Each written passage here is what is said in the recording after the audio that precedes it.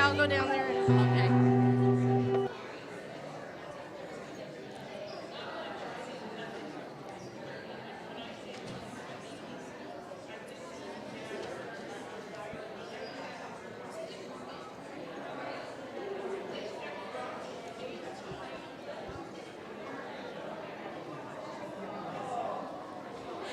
Enter, rejoice, and come in. Enter, rejoice, and come in. Today will be a joyful day. Enter, rejoice, and come in. Open your ears to the song. Open your ears to the song. Today will be a joyful day. Enter, rejoice, and come in.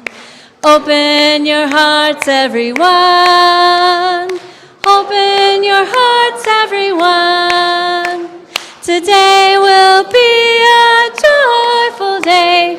Enter, rejoice, and come in. Don't be afraid of some change. Don't be afraid of some change. Today will be a joyful day. Enter, rejoice, and come in. Enter, rejoice, and come in. Enter, rejoice, and come in. Today will be a joyful day. Enter, rejoice, and come in.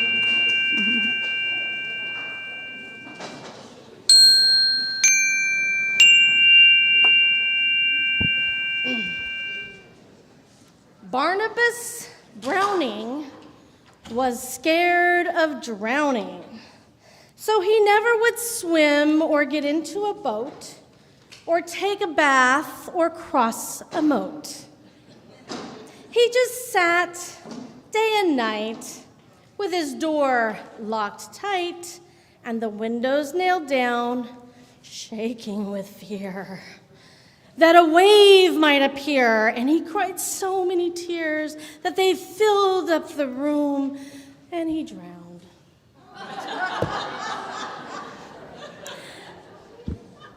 So won't you join us in lighting our chalice?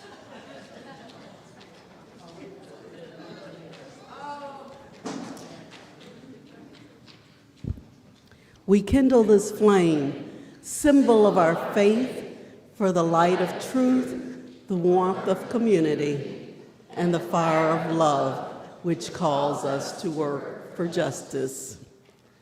Good morning. I'm Roz Hawkins. My pronouns are she, her, and it is always my privilege to serve as the worship associate. This morning, I extend a big UU welcome to congregants, friends, and visitors. And I hope that you have been the recipient of our hospitality from the moment you walked in the door or signed in online. Please look toward the camera. Where is it? In the front left, and wave to those online as the tech booth brings up our audience from online. And let's give a wave to each other. Glad you're all here. However you have joined us, thank you for sharing this time and space with us today. We recognize the humanness in each of us. Therefore, each of you make up the whole of our community. There is no other, but we are one body of people who, beneath the edifice of many hues of color, educational levels, gender identity, or economic status, are brothers and sisters in the pursuit of what is right and just. We love to recognize those visiting. So if you're online, please put a hello in the chat and introduce yourself. If you're a visitor here in the sanctuary, please rise as you are willing or able so that we can more fully acknowledge you.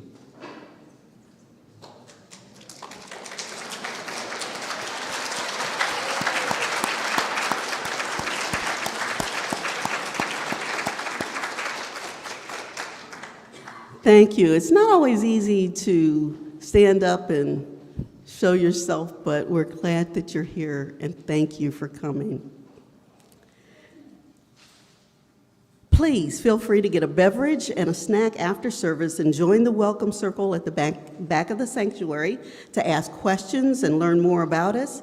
For little ones, there's a baby comfort room to your right, complete with speakers so that you won't miss any of the service. After service, pastoral care, a listening ear, will be provided by Carlin Knight. Carlin's in the sanctuary, and Daniel Schulte on Zoom.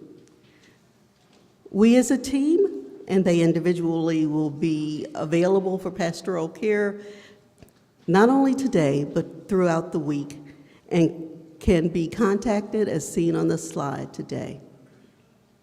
Once again, welcome to VUU, our shared neighborhood. Please rise in body or spirit for our opening hymn.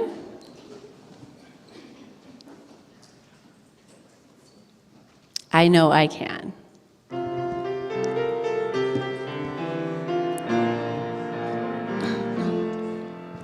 Though dark days be dark with storms, and burdens weigh my heart,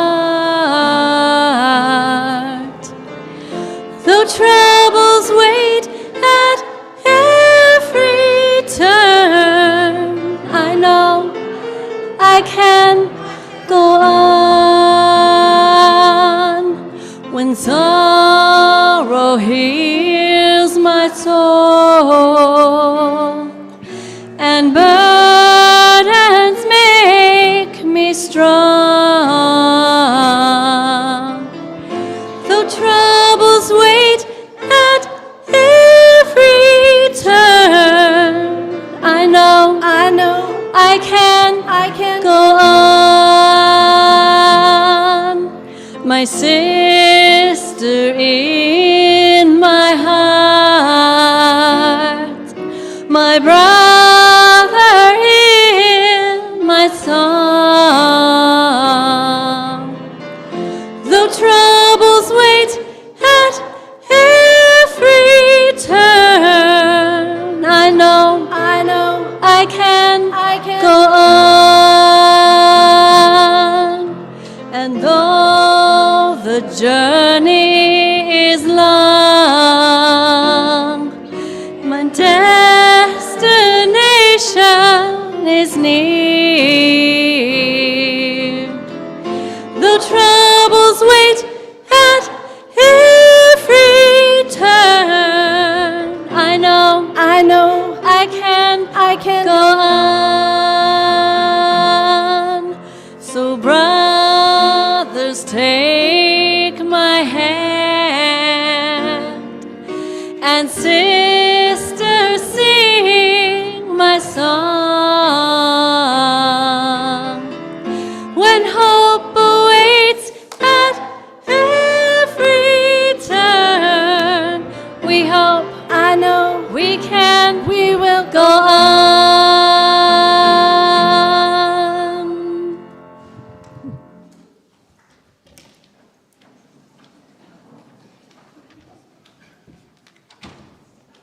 Good morning. I am Marcy Bodwin. I'm your Director of Faith Formation Ministry. I use she, her pronouns. Now is the time for our children's story, our time for all ages. So if anybody at home has kids, it's the time to bring them in front of the screen. Anybody in the sanctuary want to join us down front? Come on down. Make sure you can see this screen. This one doesn't help much. Yes. Go STT. So I want you guys to think about, was there ever a time when you wanted to do something, but you thought it was just too hard to do it alone? Sometimes it's worth being brave to do something that you think is really important, but it is so much nicer to have someone to take risks with, isn't it? So we are going to meet Beekle. The Adventures of Beekle, the Unimaginary Friend, by Dan Sintat. So Beekle was born on an island far away where imaginary friends were created. Here they lived and played, each eagerly waiting to be imagined by a real child. And every night he stood, I don't know if you can see, he stood under the stars, hoping for his turn to be picked by a child, and then he would be given a special name. He waited many nights, but his turn never came. You see that cat? I think that cat's being taken as a child's imaginary friend. His mind filled with all kinds of thoughts of the amazing things that his child must be doing, and that's why they didn't take time to imagine him.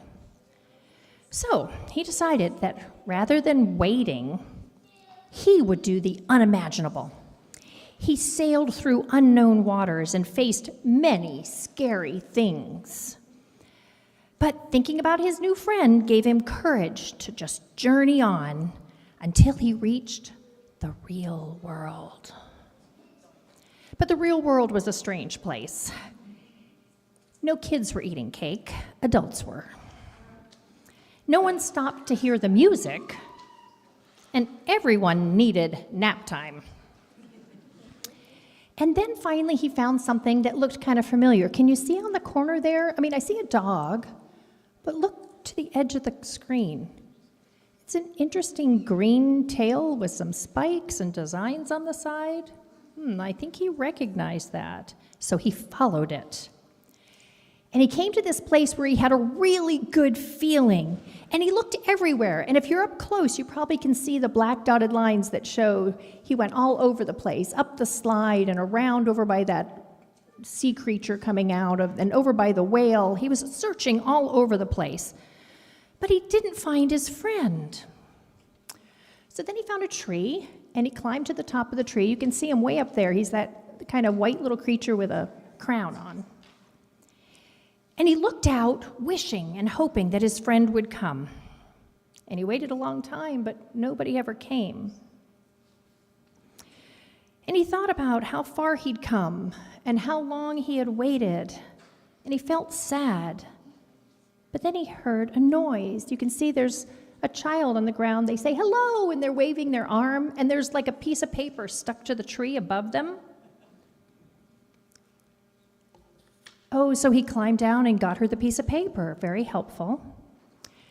And her face looked friendly and maybe even a little familiar. There was something about her that felt just right. Oh, and look at her picture of Beagle handing her the drawing. So at first they didn't know what to do.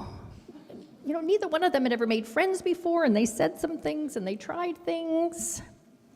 But after a little while, they realized they were perfect for each other. And so she said her name is Alice, and that's when she names him Beagle. They had many adventures together. They shared snacks, and they told funny jokes. And the world began to feel a little less strange, because together they did the unimaginable.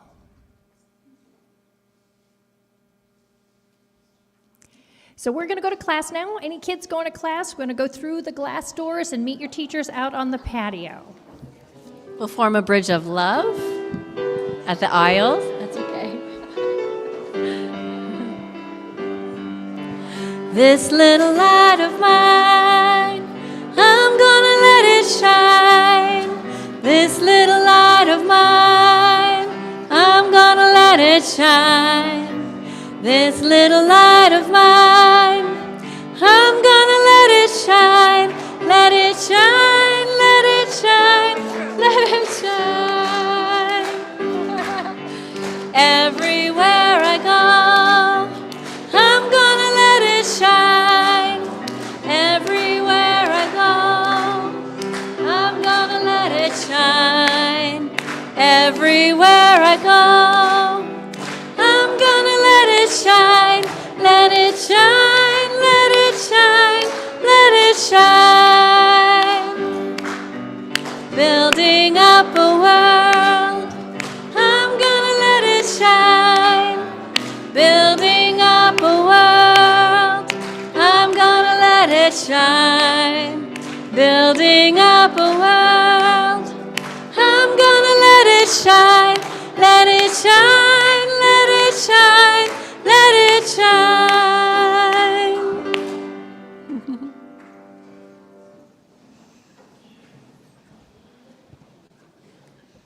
Oh, I'm going to invite you to take a deep breath and put yourself in this place and time. All the energy of younger folk have slipped into the other spaces of our campus, and it's us. So take a moment to be here.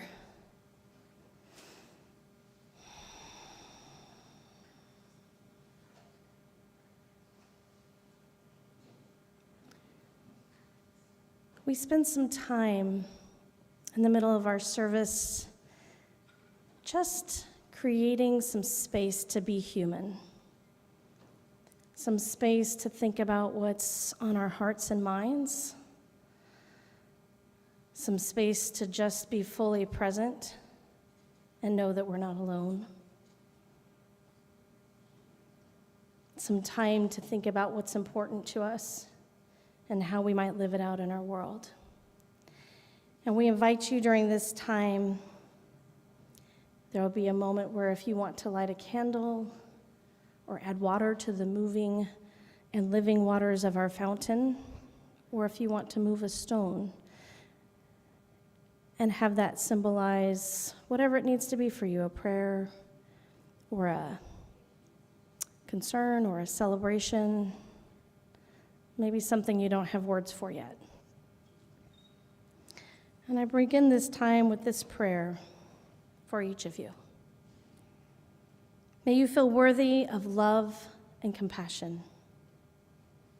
May you be open to life's adventures, to wholehearted living that brings both pain and sorrow, joy and awe. May you find companions and a community to which you can belong, people who will support you on your journey and love you no matter what. We hope you'll find that here. May you love as you are loved.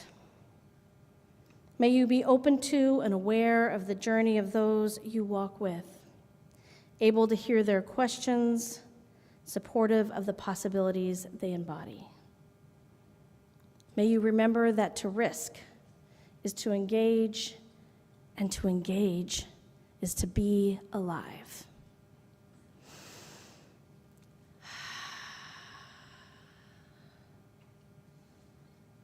And so I invite us into that deeper time of meditation.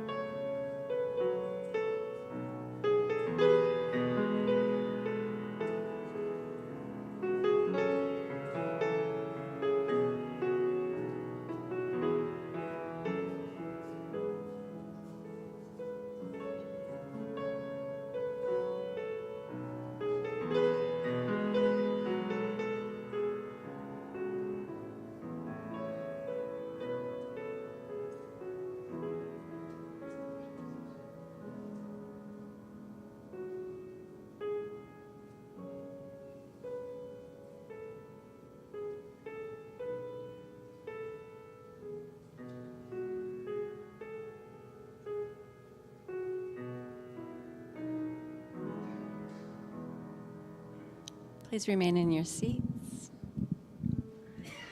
How could anyone ever... We'll wait for the lyrics to come up. We'll just wait a minute, because you probably know that better than me.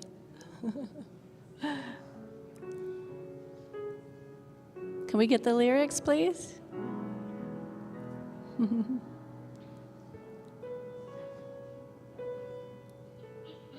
Thank you. How could anyone ever tell you you were anything less than beautiful? How could anyone ever tell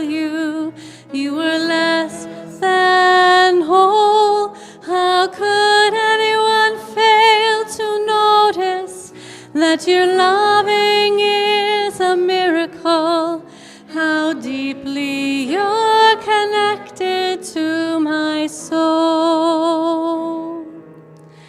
How could anyone ever tell you you were anything less than beautiful? How could anyone ever tell you you were less than whole? How could anyone fail to notice that your loving is a miracle? How deeply you're connected to my soul.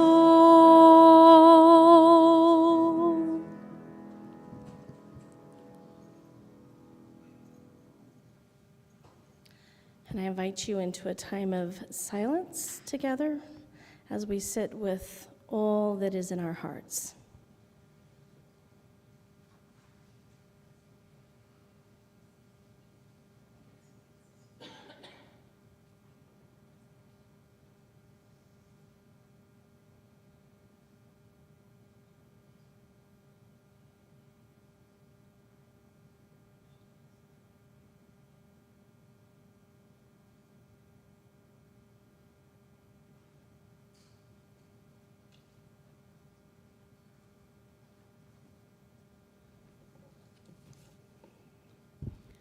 Normally at this time, the worship associate does a reflection, but I'm going to share a reading with you this morning by Annie Lamott.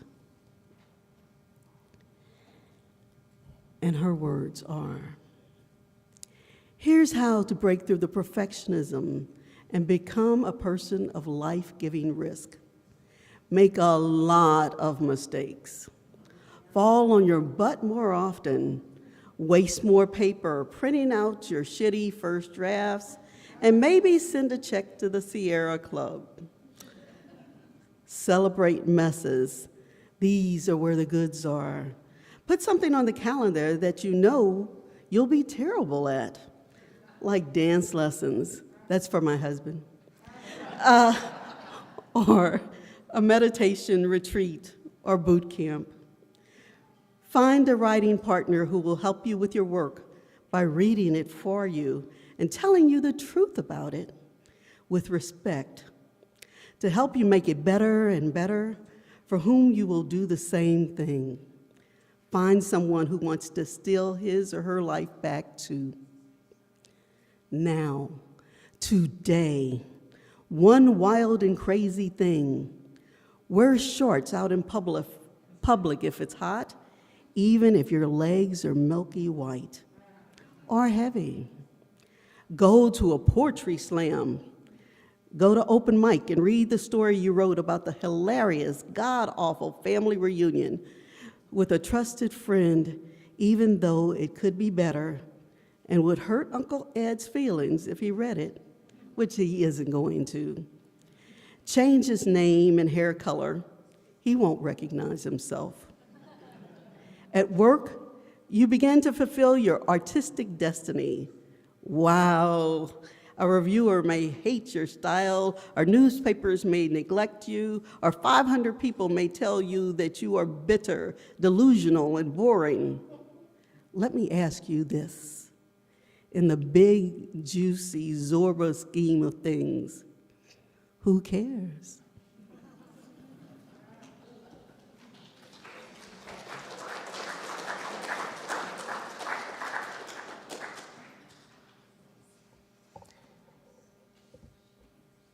We use metaphors for risks that involve and invoke great physical danger and hardship, like leaping from solid ground over a deep divide toward a seemingly impossible landing, or a perilous climb to reach the peak of a mountain, a long journey across a vast body of water punctuated by great storms and monsters, or diving into the belly of the beast without any assurance that we will come out alive. Now, these invoke the fear and the potential loss, and also the transformation we experience when we miraculously survive the risk. But most, or maybe even all, of the risks that I've taken in my life weren't necessarily life-threatening in that way. And yet the sensation in my body that I was leaving solid ground, that I had embarked on a strenuous path, was real.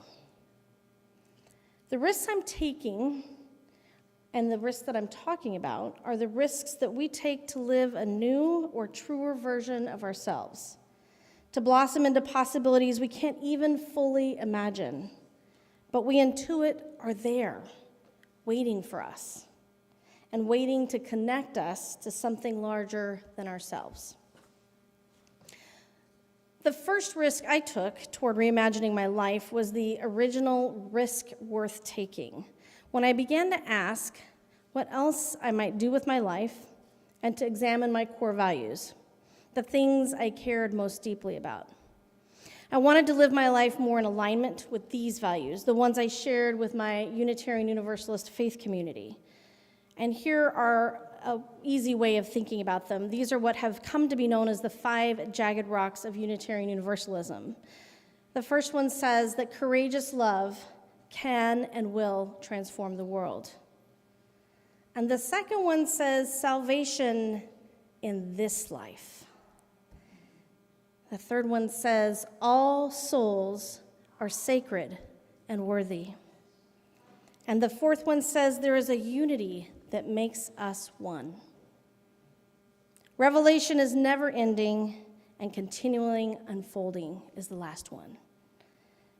So Reverend Nancy Bowen, who was my mentor a number of years ago, came up with these ideas, and we've shared them around in our tradition quite a bit.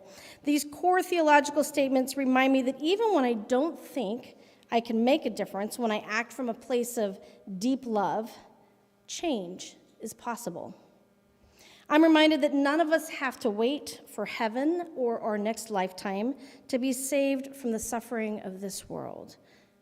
We can act now in ways that are saving and liberating for one another, today, tomorrow, this life.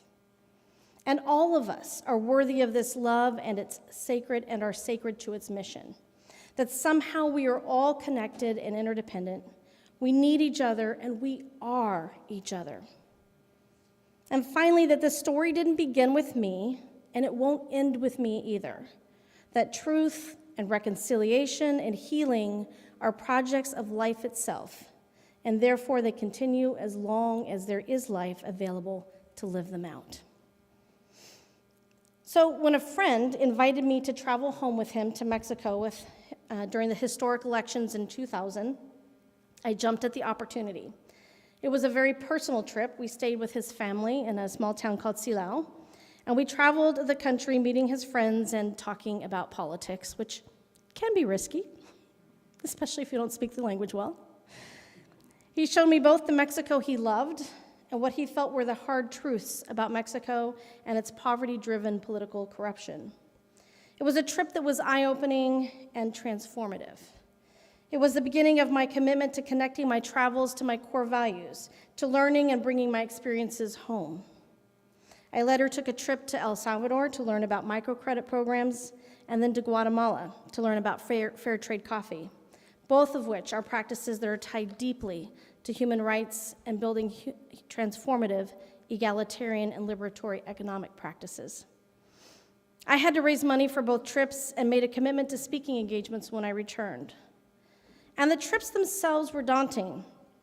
We were not tourists, and we saw people and places that were struggling to survive and were constantly facing environmental degradation and violence. The people I met shared their stories and their dreams and their tenacious outlook. I was forever changed. I would never see my government or my life and the resources available to me in the same way. These are not mine to have and withhold. Amen? These are not mine to have and withhold.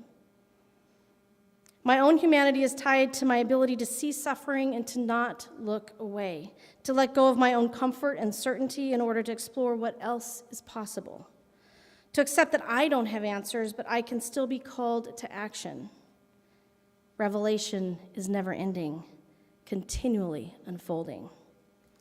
As it has been said in the Jewish tradition of Tikkun Olam, It is not your responsibility to finish the work of perfecting the world, but you are not free to desist from it either. 14 years ago, when I left Texas, where I had lived for 15 years, I left El Centro College, where I had worked for 11 years, and where many of my close friendships and formative collegial relationships had begun. I moved the same weekend I got married. Don't recommend that.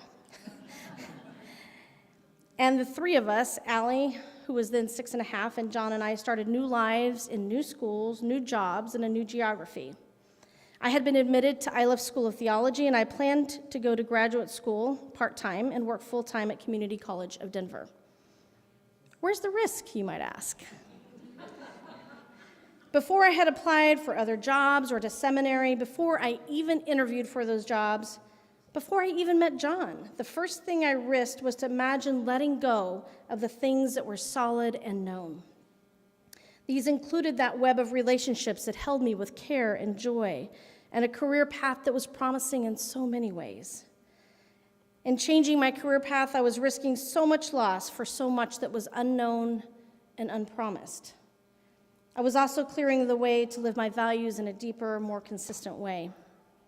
I didn't know what was ahead. If I had, I might not have left in the first place. In the course of beginning my path to ministry, John and I faced deep financial loss as we navigated the 2008-2009 recession and his loss of a teaching job.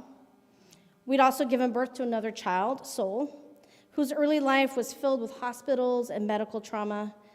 And as a result of these changes, we were forced to move a lot. I didn't know how hard it was going to be to balance graduate school and full-time work and kids and being married. Again, don't recommend all that all at once. Or that I would incur credible debt along the way.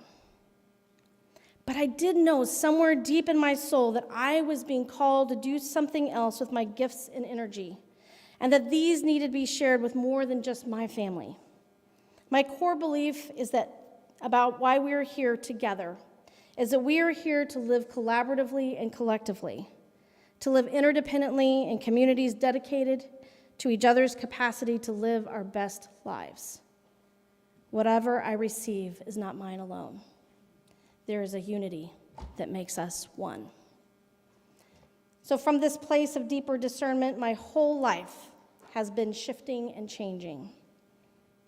Now, last week, 2 folks shared their coming out stories, including the parts that were painful and involved deep risk. For one of them, the risk of coming out when she was younger included the risk of losing family members and friends and even work. It wasn't a risk worth taking initially. But eventually for her and for many of us, the desire to live our own truths and to follow the path of our values and of our perceived gifts, the opportunity to live meaningful lives, to have intimate relationships, and to make the world a better place can overcome even the known losses and dangers of the path we are considering. If we don't follow this risky path, the real risk is its own kind of death and loss, not just for us, but for others who need us and whom we need in return. Because courageous love can and will transform the world. So because of this belief, I have taken ordinary risks that brought me deeper capacity to respond to the world I'm living in, much as Anne Lamott encourages us to. You probably have too. Divorce and remarriage, moving and beginning a new career path, these weren't just decisions that impacted me and my family. They also changed me, allowed me to be more aware of suffering and economic challenges, and asked me to get clear about my values and priorities. When I began seriously organizing with others in Kansas, I had a partner who was on board and able to do his part in managing the chaos and the complexity of this challenging community building work. And I had employment that aligned with my activities as an organizer and an activist. We were also able to open our home. We shared our guest room with a few different people that needed a roof over their head for several months, while they sorted out their own capacity to find housing and work and medical care. And later, when asylum seekers were showing up at the border in desperate need of sponsors, we were able to sponsor a family from El Salvador with the help of our larger community.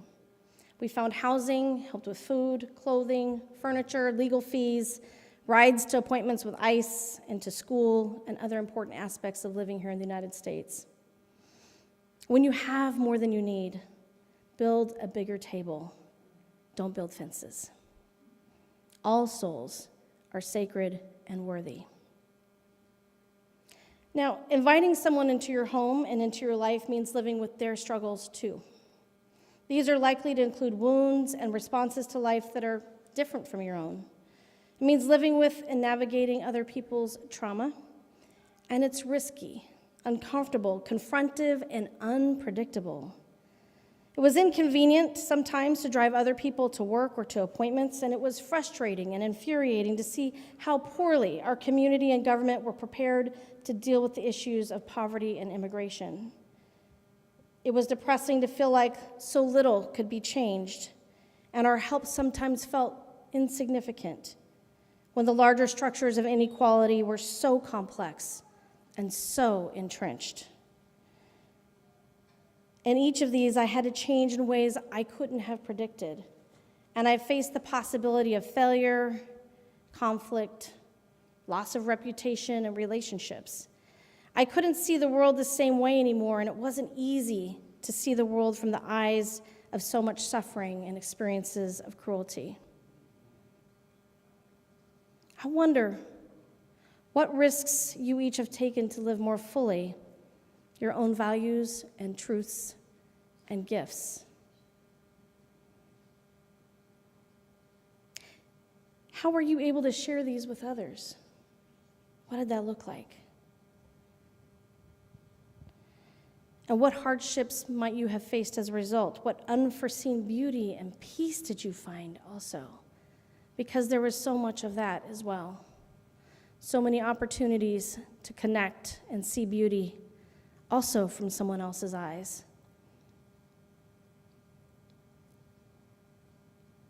We take risks in our relationships with each other. Also, we're not usually alone with the risks that we take. In this congregation, you've been developing your capacity to build a larger table. And while some of the decisions you've made could simply increase your capacity to serve yourselves within this congregation, you are listening to a deeper call to use these resources to serve greater needs. And indeed, you opened your sanctuary 24/7 during the pandemic to folks without homes and to the organizations serving them.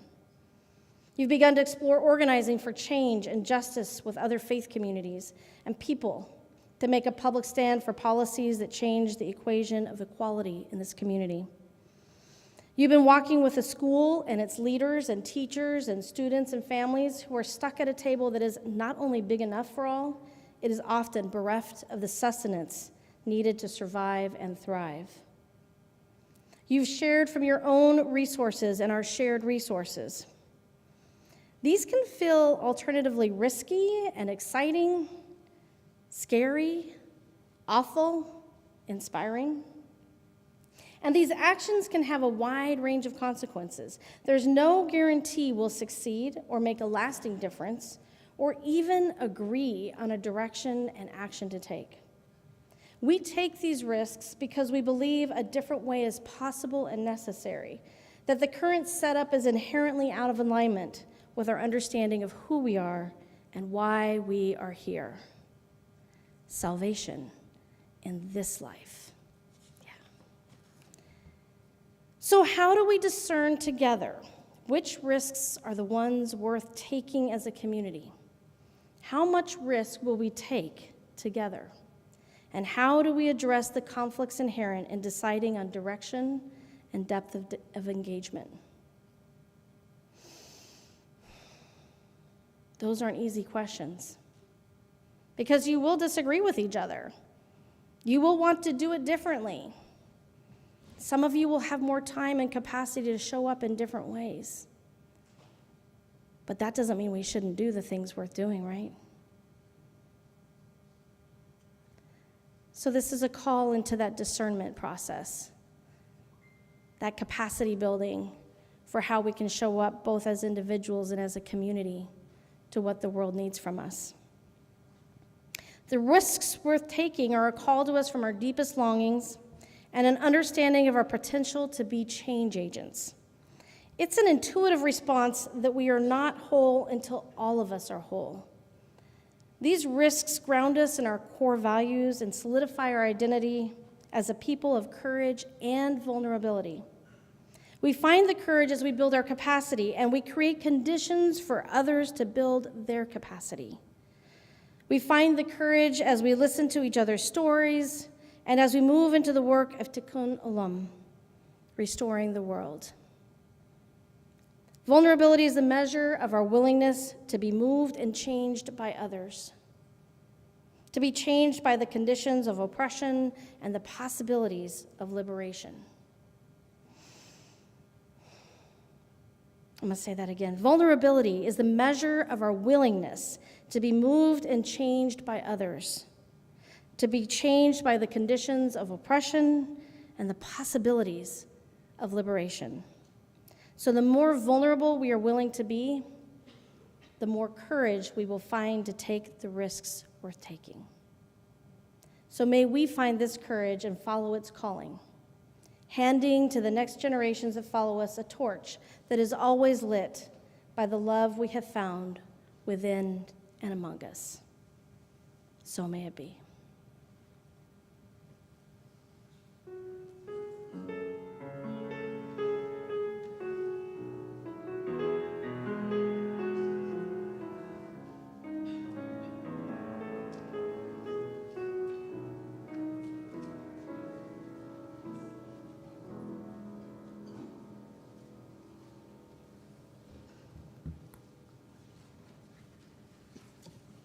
Thank you, Reverend Sarah. In this congregation, we do take a lot of risk, and we have a lot of capacity. And to do that each week, we ask for financial support to sustain our congregation. Many of you, like my husband and I, have made an automatic gift as part of our pledge. But as the slide shows, and hopefully it'll come up. There we go. There are many ways to contribute. You can text, you can choose to give at vuu.org or mail your check. You can put it in the plate today.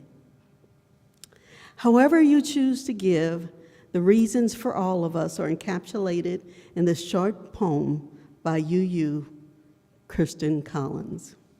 It's called We Give. We give to remind ourselves how many gifts we have to offer. We give to remember that we are part of something bigger than ourselves. We give because we believe in music and sacred space. We give with the faith that together we have enough. Now, will the ushers come forward so that we may receive your offering with deep gratitude.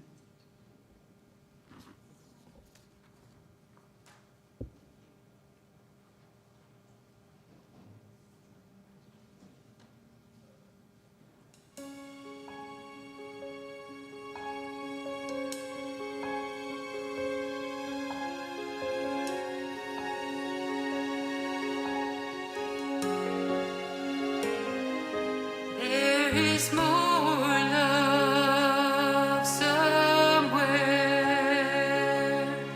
There is more love somewhere. I'm gonna keep on Till I find it. There is more love somewhere.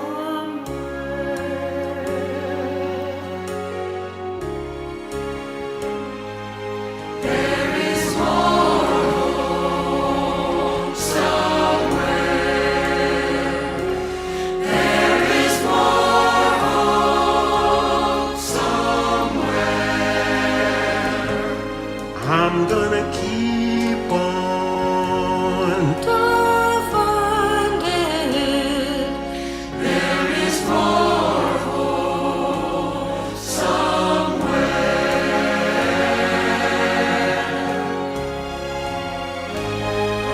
There is more joy somewhere.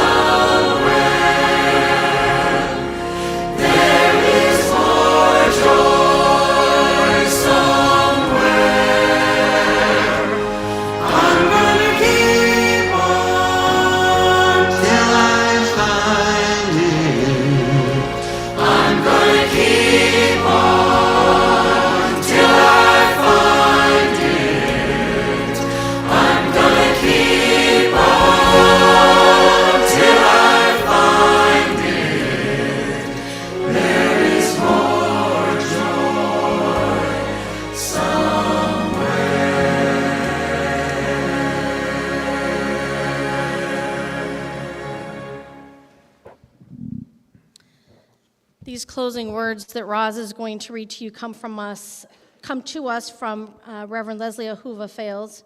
It's an adaptation of a Hebrew prayer that is a blessing for any time you do something you haven't done in a long time, or you're doing something for the first time, or when doing annual events that you should feel blessed for having lived to see come around the wheel of the year again, or for when you survived a close call, or when you're about to do something adventurous.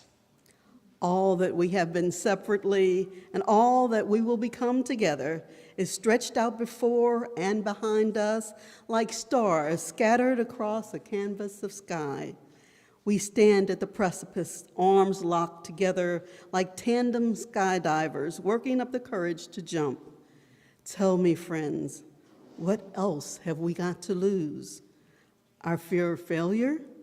Our mistrust of our own talents? What have we got to lose? A poverty of spirit? The lie that we are all alone? What wonders await us in the space between the first leap and the moment our feet, our wills, however we move our bodies across this precious earth, touch down softly on unknown soil? What have we got to lose that we cannot replace with some previously unimaginable joy? Blessed are you, Spirit of life, who has sustained us, enlivened us, and enabled us to reach this moment. Give us courage in our leaping and gratitude in our landing, and share with us in the joy of a long and fruitful ministry together.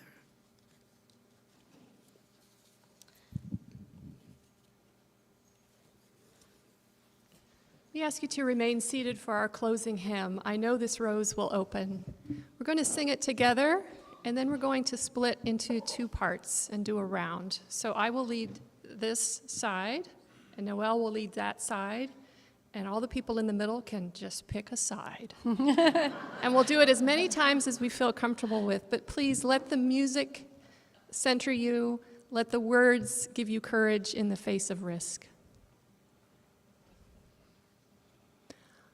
I know this rose will open. I know this rose will burn away. I know my soul will unfurl its wings. I know this rose will open. I know this rose will open. I know this rose will open. My fear will I know my fear will burn away. I know my soul will unfurl its wings. I know this rose will open. I know this rose will open. I know my fear will burn away. I know my soul will unfurl its wings. I know this rose will open. I know this rose will open. I know my fear will burn away. I know my soul will unfurl its wings. I know this rose will open.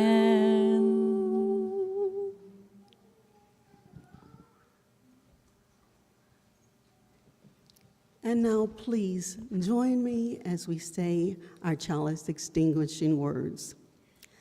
Though we extinguish the chalice, our connection to each other and this community remains. May its light walk this week as we walk the path of justice, speak words of love, and fill our world with compassion. until we meet again. Blessed be. And I would invite all of you to stay after service. We have Jazz meeting and also the Vote, I believe. And I want to remind you, you may have not noticed this in your email, but next weekend we will be hosting Jazz here doing their annual fundraiser and action day in our building. Normally it's in Surprise, and surprise, it's not. For various reasons, the Surprise congregation needed to have somebody else take that role. They're in a place of transition as a congregation, and we offered to go ahead and be the space. So if you'd like to come, it's a day of great speakers and great company, other UUs from around the Phoenix area and the rest of Arizona will be here, and we'll have a guest speaker from The Vote will be here. They'll have an opportunity to do either some phone banking or some neighborhood walking and just kind of learn some of the pieces of how we get involved together. It is also their annual fundraiser, so we'd love, even if you can't come, if you can contribute to them. If you want to go, I am willing to sponsor up to 10 people to go. If that is something you would like to try out and you don't have the funds, or you'd like to risk my funds first, I think you'll find it's worthwhile. So see me if you want for me to sponsor you. You can find on their website ways to sign up, and they would love if you'd go ahead and register if you're coming, because they need to know how many people to feed. So anyway, that's my last thing to tell you. Stay here. Are y'all meeting on the patio or in here? So we're meeting in here for talking about Jazz stuff. And the elections, so we're going to hear all kinds of good stuff from Ann about, and probably Mary and whoever else her compadres and comadres are, to share about big things coming up in the world that we need to be engaged in and making decisions about and engaging our neighbors in. Good deal? See you next week.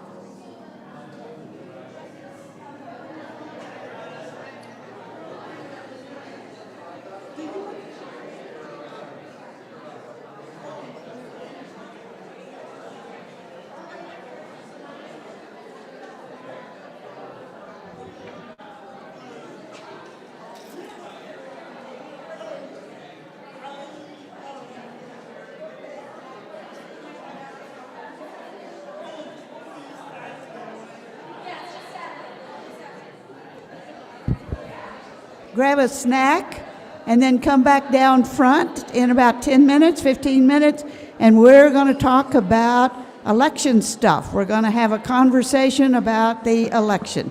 So Those of you 10 minutes or so, then come back down.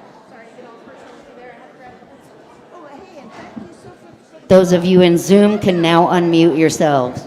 And I don't know why that's.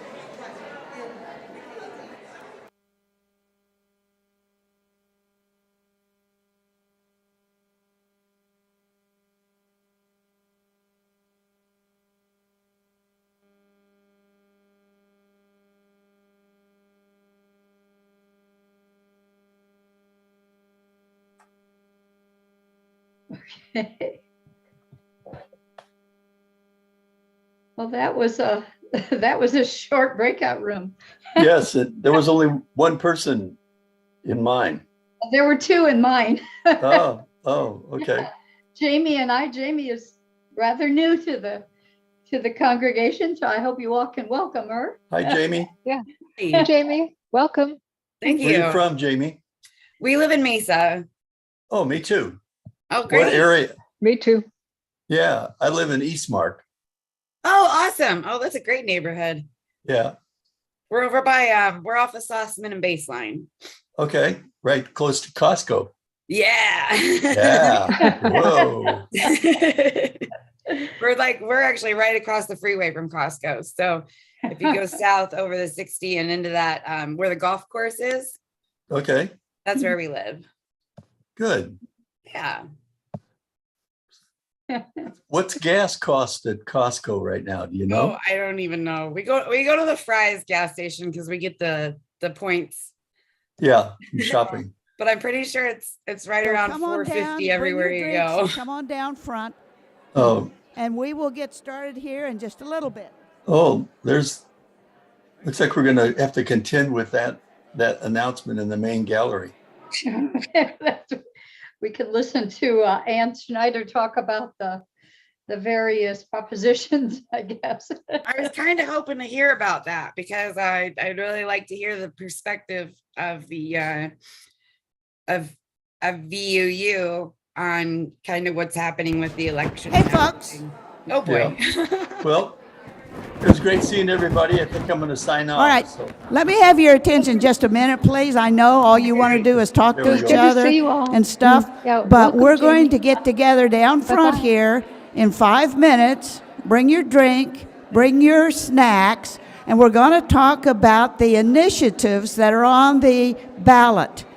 We're going to talk about these initiatives that are on the ballot. There'll be some things I think that you might be interested in, so come on down when you get your drinks. Jamie? Hi. You're muted, by the way, now. Hi. Ann, if you don't know, Ann Schneider puts out a legislative alert every week with lots of details about what's going on in the politics. Oh, great. And she put one out last week that kind of described Is the this mic proposition. on? Is So it on it's- now? it's Is this worth mic getting on on? her- Nope, not on yet. Okay. All right. Hi, Michael. Matthew. Is this mic on? It's coming through. All right. Grab your snacks, say hello to folks, and then come back down front. We're going to talk about the initiatives that are on your ballot. This is important stuff. Hey, Jamie, are Matthew. you originally from Arizona? Not originally. I'm from Illinois. 5 minutes? Oh, me too, by the way. Oh, really? Yes, you go get Another snacks. place. Yeah. Yeah. That was my brother in another one of the boxes. Is this on? This is on. All right. It's coming through loud Well, and clear. This voter initiative thing is not, Okay.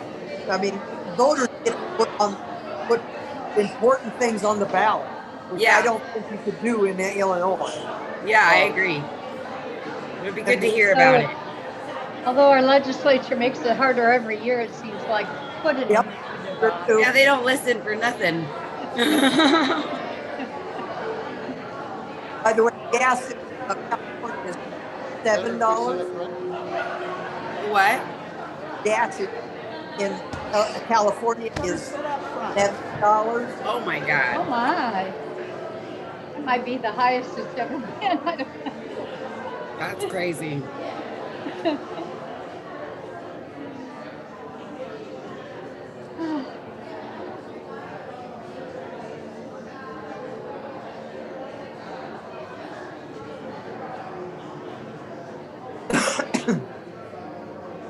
That was an unusually short term, wasn't it? A little bit, Okay. but on the short side.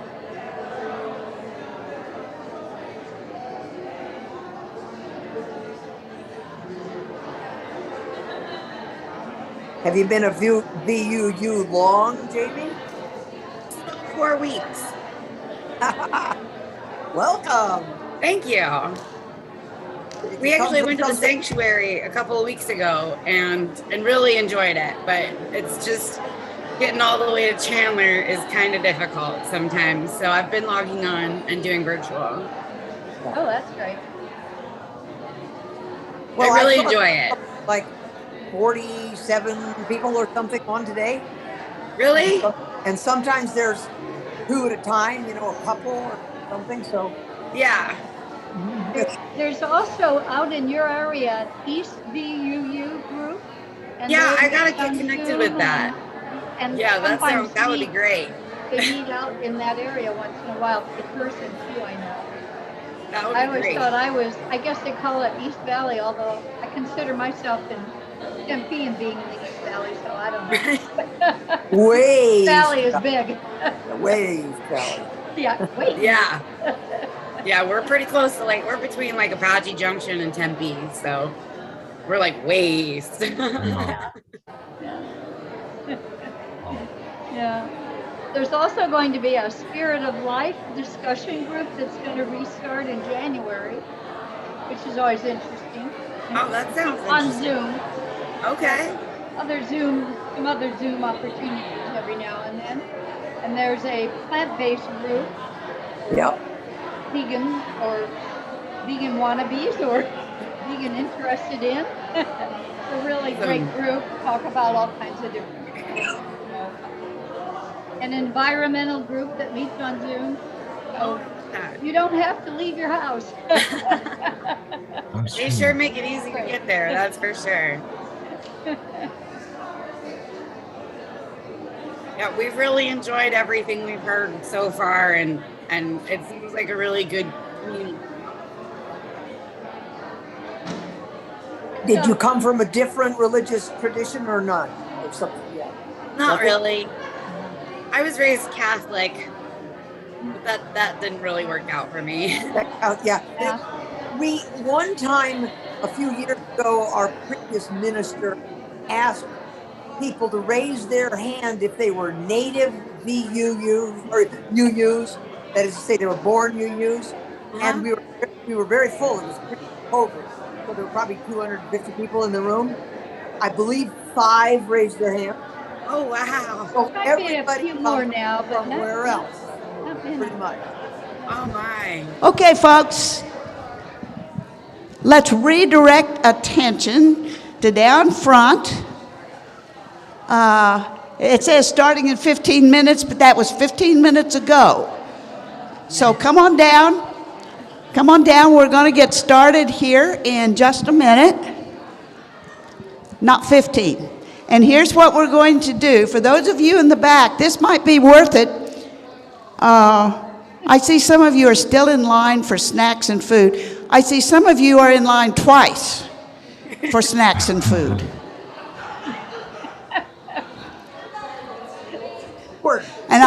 And Jetta tells me to call out names. I see some of you in line twice. Those are the fooditarians, All right. Hang on, I'm gonna. No shame here. Hey, this is a big risk to come down here and listen to these folks down here talk about our election. Okay, all right. Here's what we're going to do.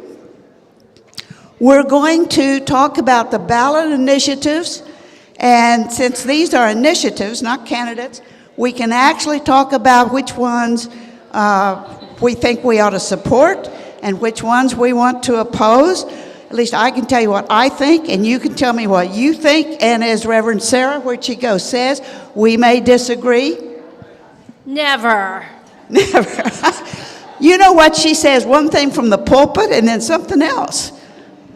I'm just kidding. Okay, and then we were going to talk about the down ballot candidates, and then we don't take positions on those, but the idea here is vote all the way down your ballot. How many of you have gotten your ballot by mail already?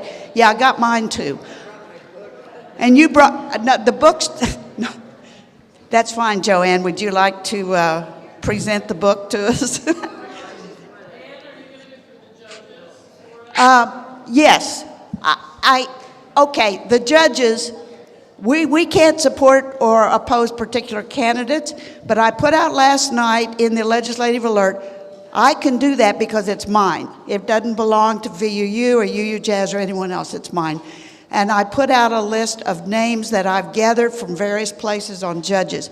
And I have a few handouts, so see me after this if you want stuff on judges, and I'll show you how to sign up for the legislative alert, and you can get the list there, you get it from me. So yes, any other questions before we start? Pam is a professor. She knows how to ask questions before you start. Yes? Is it too loud? Okay. Is this better? Okay. Is this better? No. All right. We'll use it. Just thank you for telling me that, because the loudness sometimes really bothers me too. Oh, okay, dear. Let's have the next slide. And you don't need to talk any quieter. I just brought the volume down. Oh, okay, okay, thank you. All right, let's have the next slide. Okay, there's going to be 10 propositions on your ballot. There are 3 that I think at least that we ought to support. Proposition 209, which is called Protection from Predatory Debt. And I'll have to say something here. There are people who screen the names of these, the titles, and they usually wouldn't let you use a word like predatory, And so I'm curious as to how this one slipped through, but I'll tell you more about that in just a minute. Then Prop 211, Voters' Right to Know, or it used to be called Stop Dark Money, but that didn't get into the title. And Prop 308, In-State Tuition for Dreamers. So those are the ones we're going to start with, and go to the next slide. Okay, this is 209, and I want to introduce, for this one, a special guest, Matthew Yatsase. And Matthew, come up here. I'll tell you a little bit about Matthew, and he can tell you a little more. Thank you so much for coming to our service. This is at least the second one you've been to, or more? Second. Are you coming back? I definitely want to, especially next week. Okay, especially next week. And after that, I'm putting him on the spot, you notice. Anyway, Matthew is, where'd you go? Okay, Matthew is originally from New Mexico. He's Navajo and Zuni. His clans are Water's Edge and born for the Zuni yellow corn. He has a paternal grandfather who's Mexican and another paternal grandfather who is Zuni. And as he tells me, his passion has been trying cultural education and trying to maintain, living in 2 worlds, I guess, maybe, Matthew, maintain cultural identity and customs, and yet at the same time live in a world with many, many different cultures. I think of us sometimes as a mosaic. We have threads of all these different cultures running through, and it's just a wonderful mosaic. Let me see, what else did he say? Okay, he has worked in the field of civic engagement and mobilizing, getting out the vote, and a community organizer. It seems to me his passion really is about civic education. And right now, he is one of the field organizers, I guess, or works for Healthcare Rising. And for you guys, Prop 209 was written by Healthcare Rising. And so Matthew is here to tell us a little bit more and give us more background about what Prop 209 is really about. Thank you for being here. Watch your feet. And thank you for having me as well. And good morning, everyone. Like she said, Matthew Yatsi Yenishia, Trapahan Shlo, Nasht Aja Bashishin, Nakai Dashanala Aro Nasht Aja Dashache, just in case. Where I come from, we always have to introduce ourselves because that's how we find out who is family, where we can find those relations, and always you can find Navajos just about anywhere as well. But I'm Navajo and Zuni, I'm born for the Yellow Corn Clan, and like she said, yes, I essentially work a lot in civic engagement now. Throughout the year, I've been doing a lot of civic engagement, voter education for Native American youth through our Voices of Indigenous Voters program.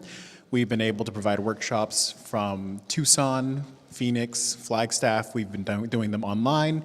We've been going to schools. We've at conferences where we engage with Indigenous youth to teach them how to read your ballot. It's very similar to this. What is a proposition? What is a ballot measure? How do we get involved in our communities to start making these improvements as well? And that kind of spewed on into involving with our communities and organizing within our communities again around that area of citizen initiatives.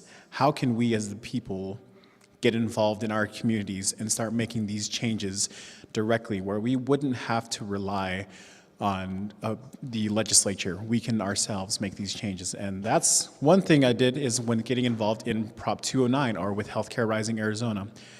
Healthcare Rising Arizona is, if you may know, we do text message, we do phone banks, we do a lot to get out in the community, but it is a grassroots organization of Arizonans who wanted to get together to improve the more dysfunctional parts of healthcare in Arizona. And with that, our first initiative is Prop 209. It's a Predatory Debt Collection Protection Act. It takes on predatory debt collection, or it was created because of medical debt.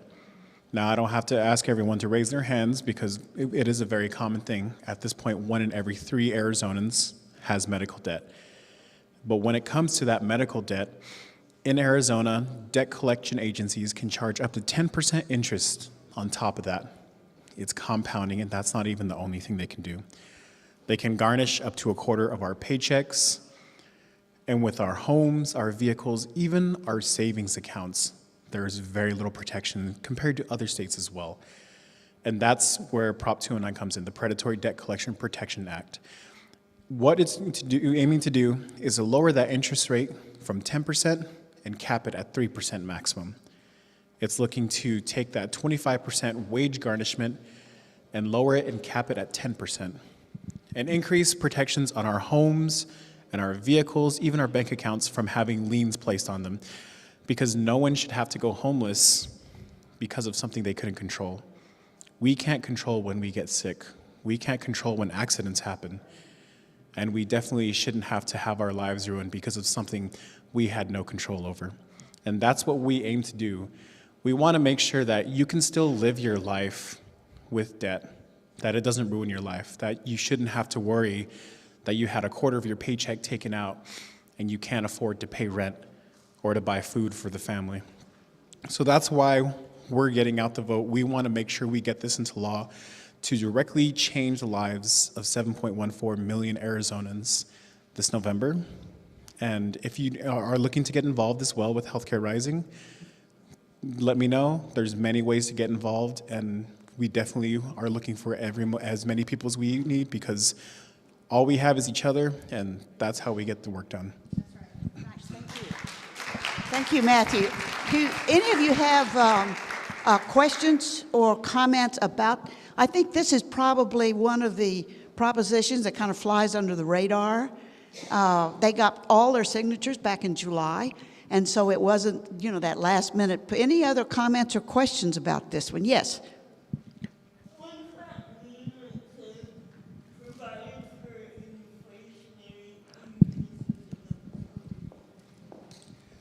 So with the Homestead Act, it was passed in the 80s, and it set limits or these protections on values, value of your home, value of your car, and just value in your bank account on what is protected within your home.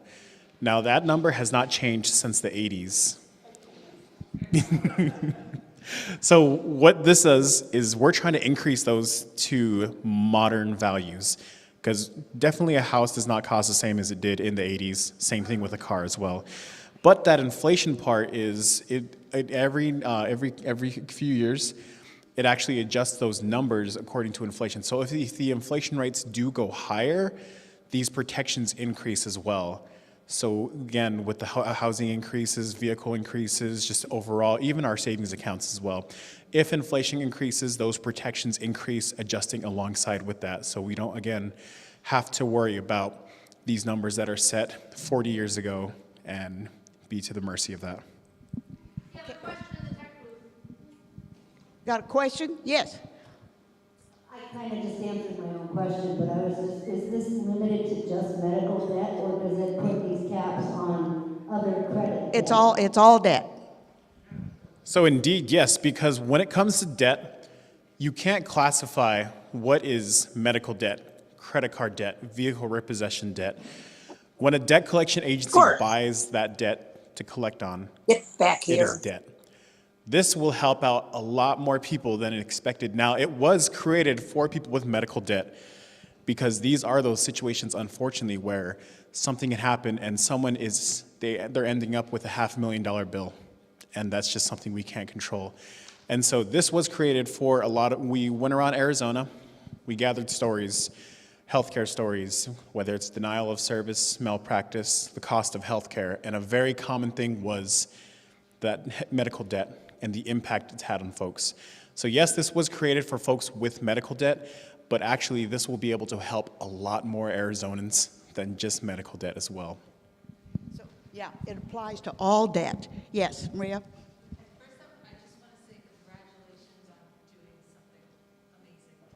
Okay, yes, thank you, Matthew, and thanks to Healthcare Rising.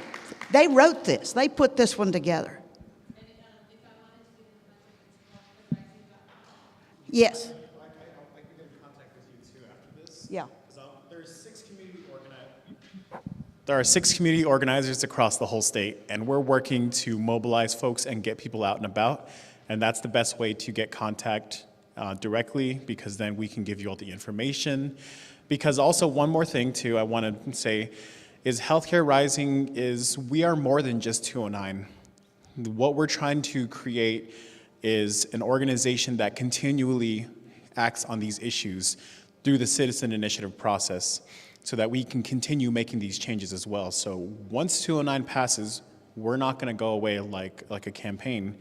We're going to continue working on looking what's the next issue to take on. Again, through the citizen initiative process. We gathered almost 500,000 signatures this past year, and we're looking to gather again another almost 500,000 signatures maybe next year for the next one. The debt collection agencies did form a coalition. They tried to sue us off the ballot. It went all the way to the Arizona Supreme Court, but we were able to beat that case as well. That's great. And if some of you are interested in getting involved, talk to Matthew right after this, okay? Okay, let's go. Any other comments or questions about 209? As I said, this one is one of the less known ones, and yet it's probably one of the most important. Let's go to the next one. 211. All right, I think people know this one. Anyone ever heard of the Dark Money Initiative, Outlaw Dark Money? This is Terry Goddard's. It's technically and officially called Voters' Right to Know. And what it does, there's some confusion. Some people think it caps donations to contributions. It doesn't cap things. What it does, it makes it clear that if you give $5,000 or more to a group and they contribute 50 or 25, depending on the size of the election, your name's going to be attached to that contribution. That's why it's called Voters' Right to Know. That we have a right to know who made that donation. Some people will, and the Supreme Court, as you know, said money is speech. I wish speech were money. I'd be a lot richer, but it's not, and that was a bad decision, Citizens United. Anyway, what people had done, that's this last point there, they would create a new nonprofit that would collect all kinds of money from a whole bunch of donors and then donate it. It was like take VUU Jazz, Valley, UU, Justice, Arizona, take us. We could collect money, and David Shea here could give us $1 million if he had it, and we would give it to a candidate as if it were VUU Jazz. And his name would never be attached to it. This is, and you couldn't get it back. This would be the initiative that would stop that. That's why it's called Outlaw Dark Money and why it's called Voters' Right to Know. Any comments or questions about this one? I now have a mic for that. Whoop, whoop. Thank you. All right, there you go. Thank you. Also, this is how I get my steps in. This might be kind of a simple question. I know sometimes they word the propositions super complicated in a super complicated way, so it's very hard to tell what yes or no is going to be. So these are all just a simple yes, right? Yes, yes. Right. Vote yes. Vote yes right. On this. Yeah, Jody? I've been looking for a list of corporations and where they donate, and I don't know how to get that because I want to shop where money speaks. Yeah, corporations actually can't donate, but I know where on the Secretary of State site, okay, azsos.org, you can find these initiatives, and there's a place where you can actually find who's giving money for them, okay? I'm sorry, I don't have that link on here. But if you send me an email, I'll put in, and the Arizona Legislative Alert, which I put out you all, and next time, the next one that comes out, I will put that in there, how to find the donors on these initiatives, so that it's a good point. Yeah, Lori. Actually, I was going to say there's an app for that. There's an app for that. All right. It's called Goods Unite Us. It's called what? Goods Unite Us. Goods like Goods. Goods Goods Unite Us. United. Unite Us. Unite Us. It's Okay. free. You answer some questions like what's important to me or where you believe on the spectrum. Like, you know, it has to be like pro this, pro that, whatever, support this. And then you can see businesses, or it has to do with politics too, like where kind of their owners or they support. Perfect. So you can put your money where your beliefs are. Okay, that sounds great. Lori, would you send me an email with that in it, because I'll put that in the legislative alert next time too. Any other comments or questions on this one? Okay, let's take a look at the next one. This is Prop 308, in-state tuition for. What? I'm just, what? Oh. Sorry. I thought I get really excited. This is like my favorite thing. I can't wait to. I thought my mic was talking to me. All right, Reverend Sarah, you got that one. DACA, Delayed Action Children, Delayed Action for Childhood Arrival. This one I think most of you are familiar with. These are the kids we call dreamers. They go here to school, they grow up here, they graduate from an Arizona high school, but if they're undocumented, like their folks, they're not 18, they can't be documented yet if their folks aren't, okay? They have to pay out-of-state tuition. This would change that. And ASU and U of A, gosh, I should have looked this up a long time ago, changed this, but may have gotten overruled by the Supreme Court. As not being able to do that, although we tried. Barb is agreeing with you. They did. The colleges said, fine, we want to offer in-state tuition, and that was not allowed. That's what I thought. It was not allowed. So they can't, and not all dreamers, not all kids who have come here early are in the DACA program. These are people who are officially part of. You have to apply to be in the DACA and you program. have to apply. You have to reapply every 2 years, and Okay. it's in danger of going away at any moment, all the time. And talk about risk, as Reverend Sarah did today. There's risk in applying. Amen. Matthew, you have any comments on this one? No, the only comment I was going to say is no one's illegal on stolen land, but. Amen. That's right. We need a little drum roll for you. All right. Well, yeah, lots and lots of people lived here before us. Okay, that's number 308. Okay, let's look at the next ones are propositions. I'm not trying to tell you how to vote, but these are ones I would oppose. Okay, and 309, let's take a look at 309. All right, this is going to make it hard to vote. All right, some of you got your mailed ballot, right? What you would have to do is lay down take your printer and your scanner, which I'm sure we all have, and lay down your driver's license or your social security card and stuff, and get it Xeroxed, and then stick it in the envelope with your ballot for a mailed ballot. Okay. This one needs to fail. First of all, not everyone has a printer or a scanner, and this means people are going to have to go down to Kinko's or someplace, get this stuff Xeroxed, and stick it in the envelope. It doesn't make any sense. It doesn't make any sense. We do not need to do this. There's been no indication of election fraud on mailed-in ballots. You have to sign that ballot. They check your signature against what's on the rolls. Yeah, Diane.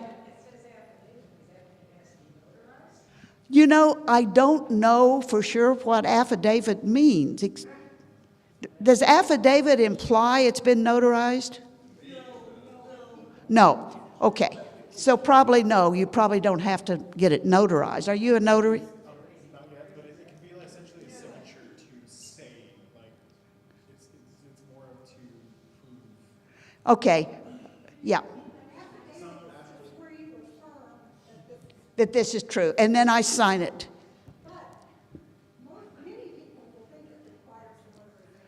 Okay.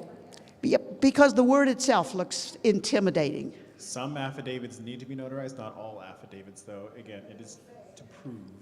And I don't see in the write-up on this that it needs to be notarized, but it's a pain in the neck.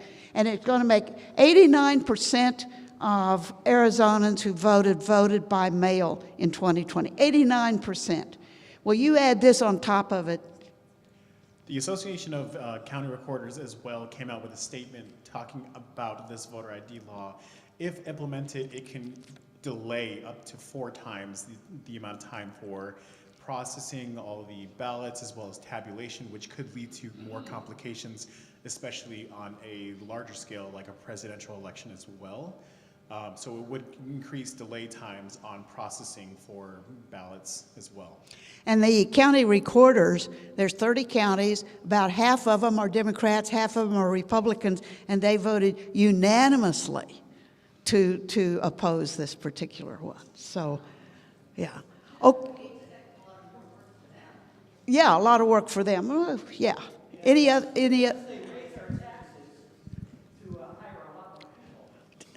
It's going to be a real pain. Yes, Elizabeth.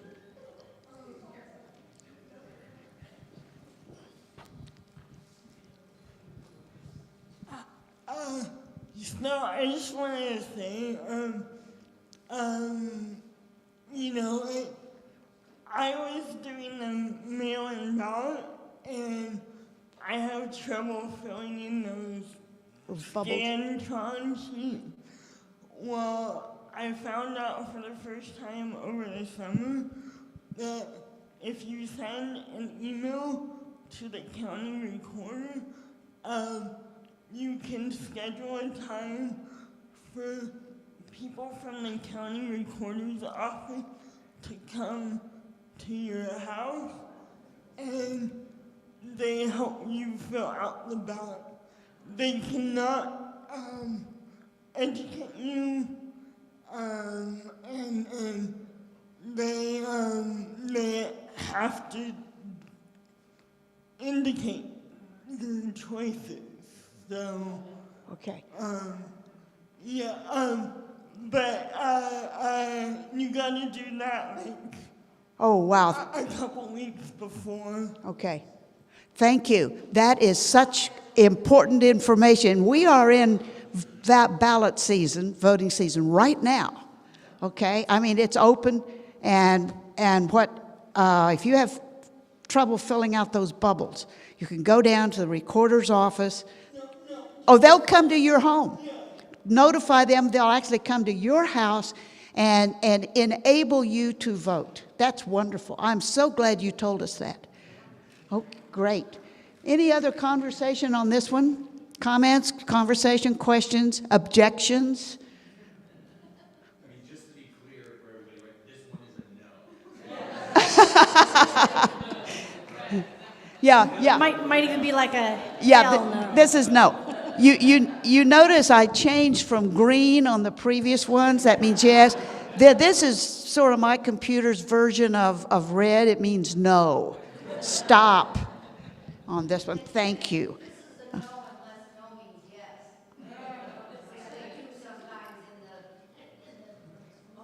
I'm sorry, what was that again? So one thing I think you might be referencing to is a referendum. And a referendum would be if we want to challenge any sort of legislature bill that has gone through the House and Senate, and we want to put that up to a vote to the electorate, to us. We can do a referendum process, which it requires, I think, about 86,000 signatures. Very similar to the citizen initiative, but this is after session. And so if you gather enough of those signatures, you can hold that law from going into practice until the next election. And at that point, that's where you have to vote no on it to make sure it doesn't pass, where a no means yes, if that makes sense. Yeah. So you're gathering signatures to tell people, make sure you also vote no when this is on the ballot, to make sense. So we don't have any of those on this ballot. Okay, we call those citizen vetoes, but okay, anything else on this one? Thanks, that's really good information. Next slide, Libby, thank you.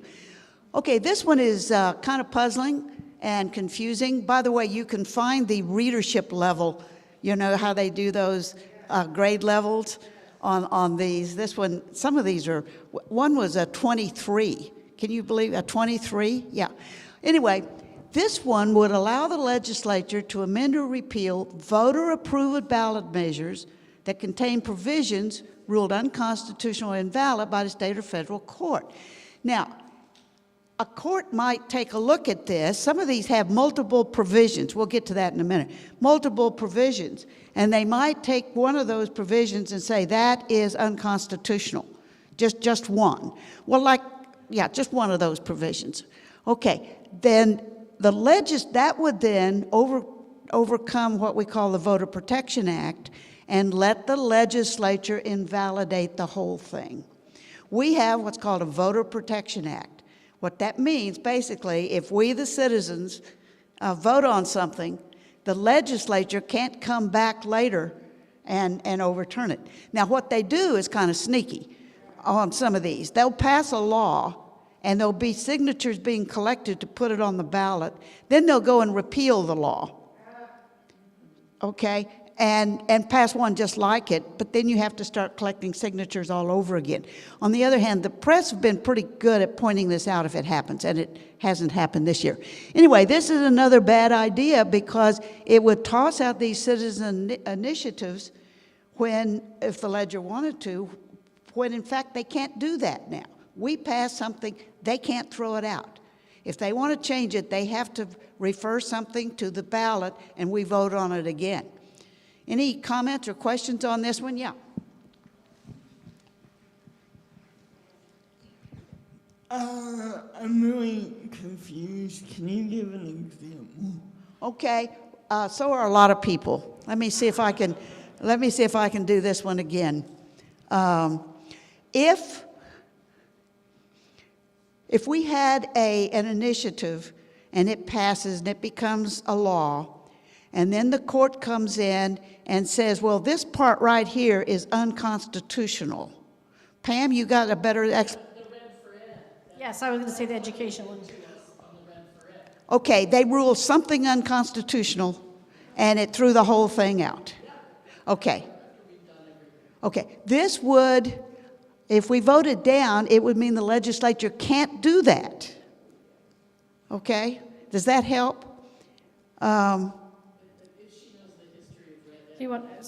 Anybody want to?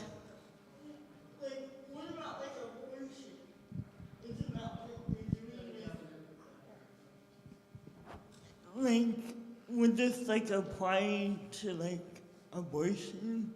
Oh. No, that's regulated by each state. I don't think so. I know this one is confusing.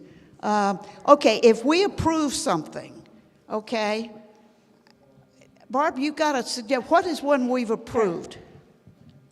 No, I can't give a good example, but I think what it is it's the legislature's attempt to make things so confusing that people vote yes on this and give them more power to keep the citizens from doing what they want done, because through the legislature, that's not happening. Okay. And it's an example of trying to keep everything more confused and keep more power in the hands of the legislature, which is so deeply divided that it doesn't represent the citizens of the state. And even if we voted an initiative for something, they could come back in the next session, right, and change it. That's what this prevents. Jen?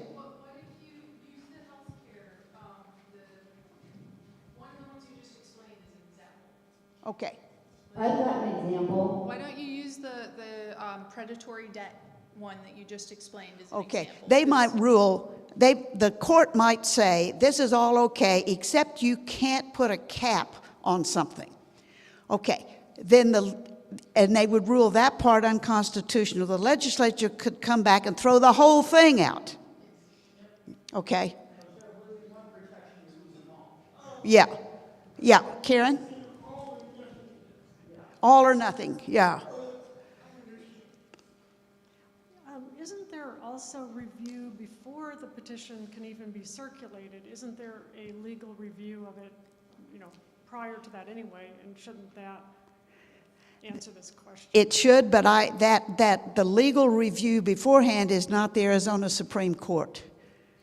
There is a legal review of these, and I think it's a citizen panel. It's a panel of 30-some people that's appointed. They review these, but that's not the Arizona Supreme Court of today or 5 years from now.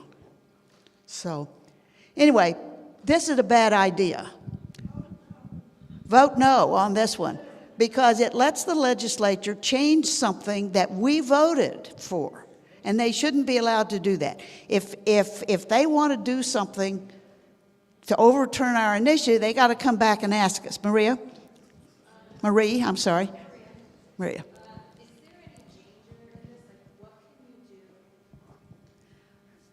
I wanted to know if there's any danger in this. Let's say there is something that is unconstitutional and we don't want, it's not a good idea. Is this a danger? Now, this is an optimist. She thinks that one of these days that the legislature will pass stuff that's really sensible. I'm. Are you saying we're not in danger of that happening? Yeah, but it's a good point. Here's the thing: the legislature can clarify, and it can make changes that clarify or that pursue the same goal as the initiative. But this vote no on this. So basically you're saying they could come in and say, hey, this sentence is, this isn't quite right, we need to rework this sentence, and not get rid of the actual intent of it, but their intent is actually to figure out a way to not let your voice matter. Yeah. And so we're trying to get rid of their ability to do that. Yeah. Because when it comes to some of these, especially initiatives, there's always going to be opposition. For example, the debt collection agencies, when they formed that coalition, they tried to sue us off the ballot. They fought tooth and nail on every single word. On like this word right here it kind of implies this. So they'll try to find whatever they can, regardless if it's unconstitutional or not, to get this whole thing thrown out. So again, when it comes to legalities, I'm not a lawyer, but a lot of it too, sometimes is with the courts, it's all up to the interpretation and how you can twist that interpretation. So what we're trying to do with saying no is to protect the whole citizen initiative process, because with this initiative, with this proposition, it mainly targets citizen-led initiatives, so that it gives an opportunity to not just take one part out of it, but to destroy the entire initiative. Where and with the go ahead. I thought, is this a constitutional amendment? Because I thought our citizens' initiatives were protected from legislative override by our Constitution. They are. They are. And so is this a constitutional amendment? Let me look at Prop it. 208, 128. Yeah. Yes, he's saying yes, Yeah, it is. it's an amendment, constitutional amendment, sorry. Yeah, and we would basically lose that protection. Okay. Enough. One more, I'm sorry, go ahead. So am I understanding correctly that there are already safeguards in place to protect from unconstitutional Yes. initiative. Yes, it's called, one of it at least, is called the Voter Protection Act. And that's the act that says if we pass something by an initiative, the legislature can't mess it with it. And now they're saying, let us mess with it. They're saying, let us mess with it. That's right. Okay. All right. Okay. What's the next one? 129. Oh, this is called the single subject rule. And it requires these citizen-initiated ballot measures to have just one subject. Just one subject. Well, how in the world are you going to decide that it's one subject? Look at the one that got kicked off the ballot, the fair election one. It had, I think, 5 different components. It was a 27-page bill that handled 40 different issues in terms of voting and protections of voting as well, all the way from, one, preserving the mail-in ballots, bringing it back to permanent early vote by mail, but as well as providing protections for our rural and remote voters, as well as indigenous communities, working alongside with indigenous communities, but also providing better options for people with disabilities on getting registered to vote, as well as being able to vote across the state. Because right now, when it comes to elections, they're handled county by county. Maricopa County, we're really blessed. It is very nice, and it's very easy to vote from the options that are given, like you explained, where they'll come to your house and assist you with that, where we don't have to vote based on our precinct. I live in East Mesa, but I can come to Ahwatukee and vote, or in Chandler to vote. Other counties, you're not able to do that, and especially when it comes to rural, remote, such as people on the Navajo reservation who don't even have a mailing address. Right now, they have to go on what's called a geocode, because with the legislature, what they made is where if you don't have a physical address, you can't get registered to vote. So there are people who up north, no running water, no electricity, no street address, where their street address is closely 6 miles past the chapter house. And that's what their street address is. And so the legislature is saying you can't get registered to vote. So now what they're doing is the recorder's office up there are using what are called geocodes, where they're using GPS coordinates to create a code so that they can be able to have this physical address as well. So with this, with the voter Protection Act, the single subject rule thing here is you take something like that, and instead of having it all in one proposal, and you gather your 475,000 signatures for it, you would put one in each proposal, and you'd have to gather those 237, however many, for every single one of those. You all passed petitions all over the place. In some of those propositions that you had several components. What if you had to have 3, just for one proposal, you'd had to have 3 of your clipboards and 3, how many signatures can you get someone to stand still for? Yeah. To simplify it out too, and to reference the Predatory Debt Collection Protection Act, that's 3 pieces on there. We wouldn't be able to have all 3 of those on one of them as well. Now, the legislature does handle on a single subject rule when it comes to bills they pass, but through legislative process and by the 3rd session, that be a completely different bill with new things added in there as well by the time it gets voted into law as well. And besides, there's a handful of them, and there's millions of us. Let Elizabeth have your mic there for a minute.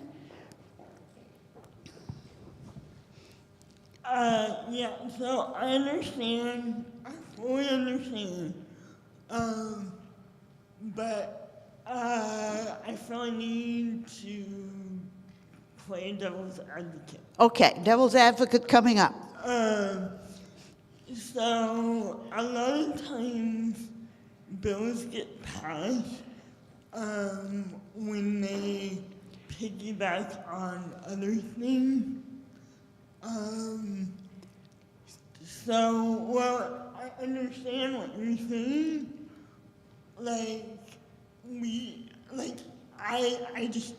I don't think it's okay that we allow bills to get passed through piggyback. Okay. Yes, that's right. And you're absolutely right. It's a good point. The legislature used to do something really objectionable, And that is, they put a bill out that everyone likes. And then they sneak in 2 other provisions that no one likes, but in order to get it passed, like a budget bill, sneak all this other stuff in to get it passed. That's okay. For a legislature, they shouldn't be able to do that. But for citizen initiatives, we don't have initiatives that on the one hand deal with predatory debt, and on the other deal with single subject rule, and on the third hand tell dreamers that they can't do in-state tuition. That's bundling things in a way that is not actually permitted under current law. This would narrow that down to the point that of single subject. And I think the main reason most of the progressive groups are opposed to this is that it would, even if these are closely related provisions, a court could make you break it into 2 parts. So you cap expenditures for local donations for local elections, and you cap expenditures for state elections. Now you would have to have, even though both have to do with capping donations, you would have to have 2 separate proposals for citizen initiatives. But I think it's a good point. The legislature can't do this and shouldn't, but for citizen initiatives, it would probably throw a horrible wrench into closely related provisions, okay, that deserve to be on one ballot. David?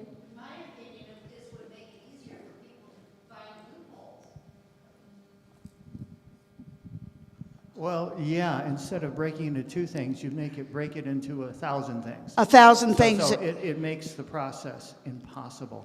And if we did propose a citizens initiative that had horribly conflicting things and was confusing, people would just vote it down. Well, they'd vote it down, or it wouldn't pass muster with the various review boards. It wouldn't even get on the ballot. Exactly. So there are other protections in place. This is designed to kill the initiative process, is what it is. Okay.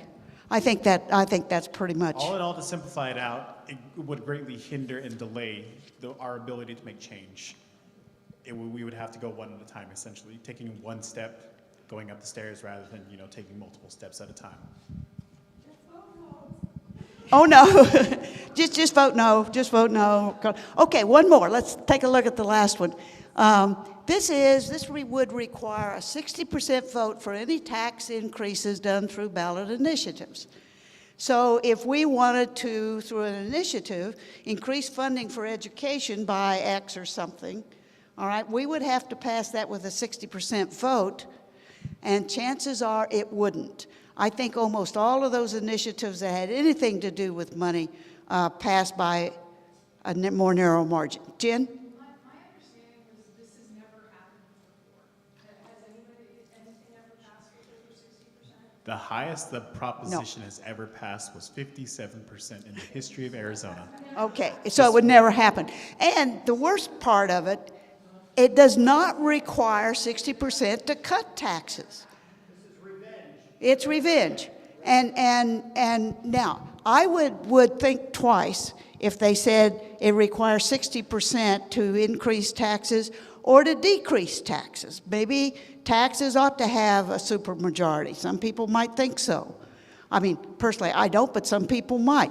But this one is obviously biased. It's a one-way ticket to being unable to pass. You can cut taxes easily, making it impossible to pass them. So again, for most of the progressive groups, this wants a no vote also. Yeah, put it in red, put it in bright red. A very great point, though, in the history, how there hasn't been any initiative like that has broken the 60% mark. So that's why it also is important to me, because this can be any initiative where we're dealing with, and especially when it comes to my work dealing with addressing and taking on the dysfunctional parts of healthcare, is sometimes there may be a situation where that's needed, and this would inevitably kill that process to be able to make that change as a citizen. Yeah. Oh, yeah. Okay, all right. Yeah, Pam? I think the 60% people are with the US Senate in their way of doing 60%. Oh. So they say, oh, well, yeah, that makes sense. Yeah, because But it takes does- but 60 not for to Arizona. kill a filibuster. Yeah.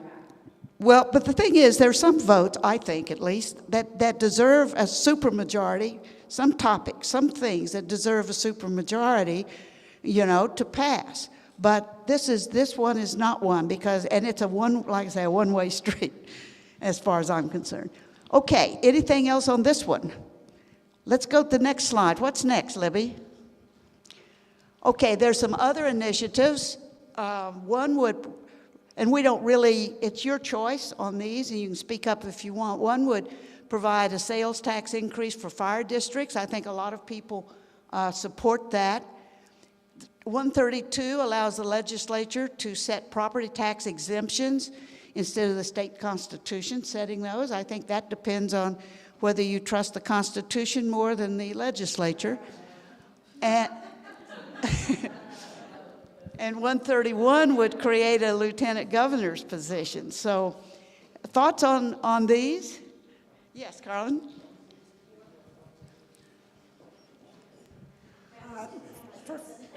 For 40 years, I voted in Pennsylvania, and the lieutenant governor is a position in most states that is separate on the ballot. You vote for the governor and you vote for the lieutenant governor. This one allows the governor to appoint the lieutenant governor. Now, I think you should have a lieutenant governor. I think that's important. Go John Fetterman. However, that's the downside of that. Okay, that the governor appoints this lieutenant governor. I'm from Oklahoma, and they have a lieutenant governor, and it's a completely worthless position. They don't, and they've tried to change. I don't even know right now whether. What? Well, Secretary of State here takes over. Well, I don't know. Maybe the Secretary of State. Yeah. Okay, so some of you may want to vote for this, some of you may not. Or maybe it ought to be elected instead of simply appointed. Any thoughts on, I don't know what 132, I have no idea whether like I say, 132, to me, who should decide what the property tax exemptions are? I don't know. Carlin? Oh, here, there you go.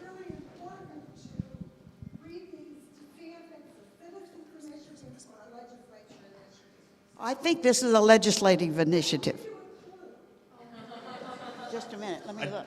I also just want to clarify, 132 is not the property tax exemption. 132 is the 60% supermajority prop as well. So, I'm sorry, have I got the numbers wrong? Yeah. Okay. So 132, yeah. The 132 was the 60% supermajority rule to pass props for taxes as well. So I just want to clarify that to make sure there's no confusion on that. I've got the wrong number. Let's see. It's 128. I was like, someone has a ballot back there we can see. I've got it's 128.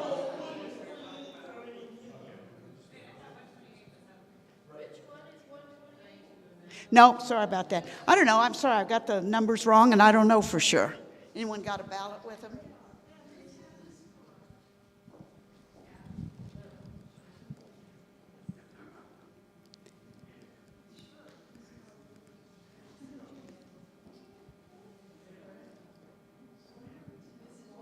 Is 131 the lieutenant governor's race? Yes. Okay, when 132, is it property tax exemption? No. Okay, which one?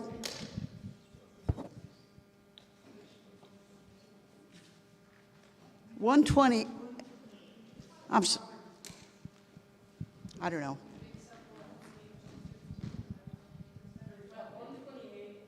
$128 we've got.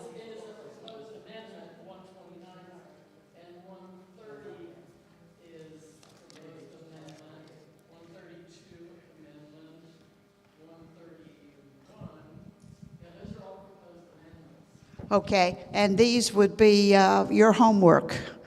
This huge thing that they sent out in the mail, and page 317 tells you which ones are for amendments, which ones are initiatives. Okay, And three that are referred to the people. okay. So The, you really divide them so you know what's what. 130 is the only one that I didn't have on my list, so I'm wondering if that. that may be what it is. Yeah. Okay. Let's not try to straighten this out. Sorry, I don't have the. But here's something. There are a couple of other things here that are important. How to find candidates who support public education. Okay, in the legislative alert, if you don't get that, send me an email. I'll get it to you. I listed the school districts and the candidates that the Save Our Schools group has endorsed. Okay, now you can find this at that link, or you can Google Vote for Public Education Voter Guide, and it will take you to the list of the school districts and the candidates that they are supporting as being as supporting public education. So that is a good way, and here's what these candidates have done. They have actually pledged to advocate for public education, a dedicated funding stream with new dollars. They're opposing the voucher, ESA expansion, and opposing diversion of funds to private schools. So this isn't just a bunch of people who said, oh, let's put a like by these. They're candidates who actually applied for this designation of, I think it's called Proud Public Candidates or something kind of like that. But that's how you can get to a list. Okay? Yeah.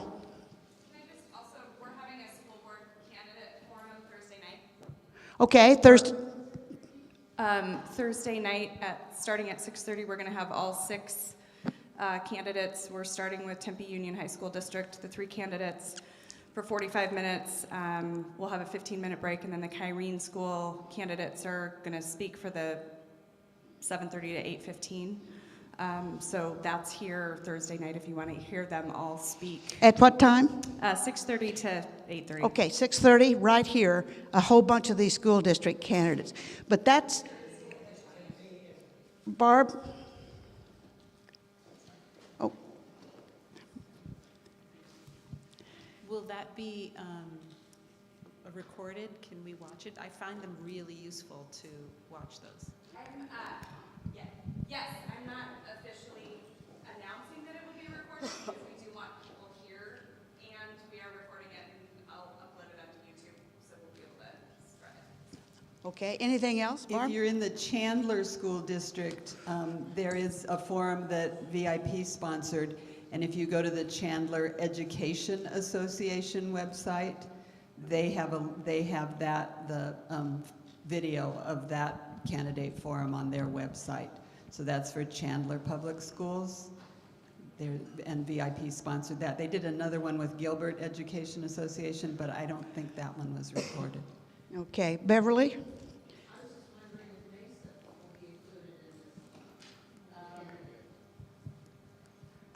I would go to, VIP has not sponsored one of those, and where the timing is not, but I would go to the Mesa Education Association website, MEA, and they will have a list of their endorsed candidates, and they may also have, if they had a forum, that will be on there.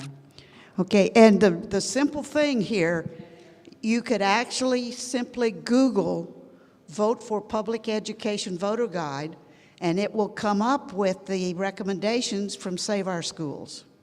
So that's a simple way to find this. Barb? One. Well, okay, I'll come back to you. Next slide. Oh, in the legislative alert that I did, not this one yesterday, the one before, I actually put this out there, and that's the way it looks. And that's the way the Save Our Schools things looks. It'll show a school district, and then I put the names of the people they've recommended. So, so that's in the, not this, yesterday's legislative alert, but the one last week. Okay, next slide. Let me show you one more thing.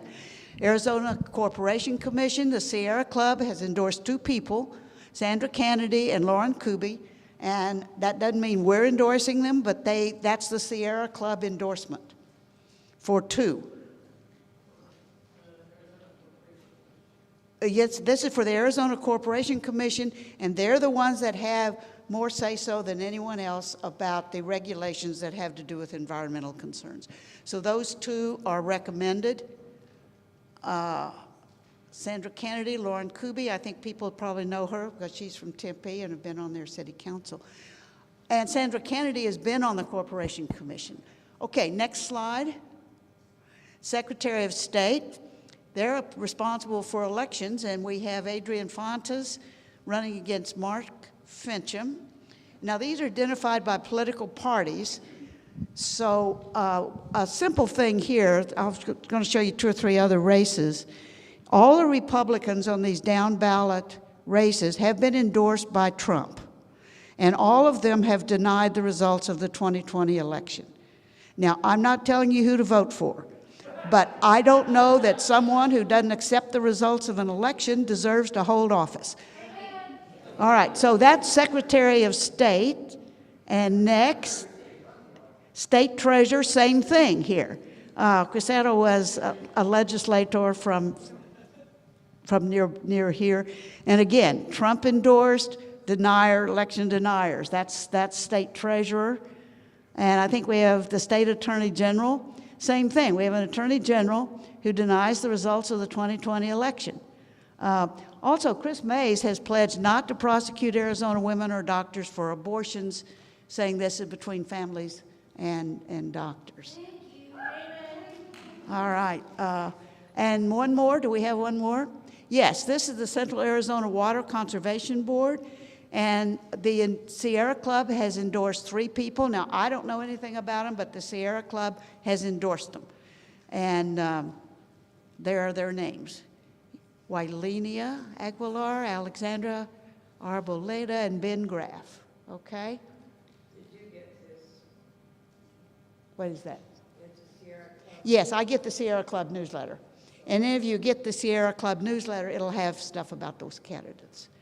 And take a picture of that slide if you want. And State Superintendent of Instruction, Save Our Schools, has endorsed Kathy Hoffman. She's currently Superintendent of Public Instruction. And Tom Horn was the former AG of Arizona, Attorney General of Arizona. And again, an election denier. And what does he know about schools? Joanne, you want to tell us? No, okay. Short speech. Okay, one more. Do we have one more? Oh, yeah. Julie Gunnigal was here a few weeks ago, and on abortion, she has said, not now, not ever. Now, Rachel Mitchell's kind of all over the map and changing her opinions pretty quickly on this. She says, I will not prosecute women for having abortions, and so on. These issues have not been resolved. In my opinion, that second statement sort of says, but once the law is clarified, I might.